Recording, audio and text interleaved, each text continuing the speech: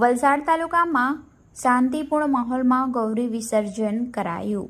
વલસાડ શહેર સહિત વલસાડ જિલ્લામાં ગૌરી વિસર્જન નિમિત્તે વલસાડ જિલ્લાના 22 જેટલા સ્થળોએ શ્રીજીની પ્રતિમાનું ડીજેના તાલ અને નાસિક ઢોલ સાથે ગૌરી વિસર્જન શાંતિપૂર્ણ માહોલમાં કરવામાં આવી રહ્યું છે। વલસાડ શહેર નજીક ઔરંગા નદીના ઓવારે અને વિવિધ વિસ્તારોમાંથી શ્રીજીની પ્રતિમાનું વિસર્જન કરવામાં આવી રહ્યું છે। ત્યારે વલસાડ જિલ્લા પોલીસ વિભાગ દ્વારા ચુસ્ત પોલીસ બંદોબસ્ત ફાળવવામાં આવ્યો છે।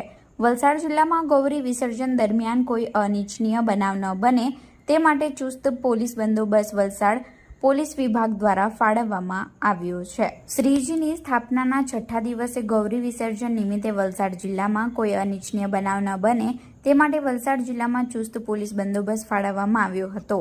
સાર્વજનિક ગણેશ મંડળના સંચાલકો અને ગણેશ ભક્તો ડીજેના તાલ અને નાસિક ઢોલ અને ભજન મંડળ સાથે વિસર્જન યાત્રા નીકળી હતી।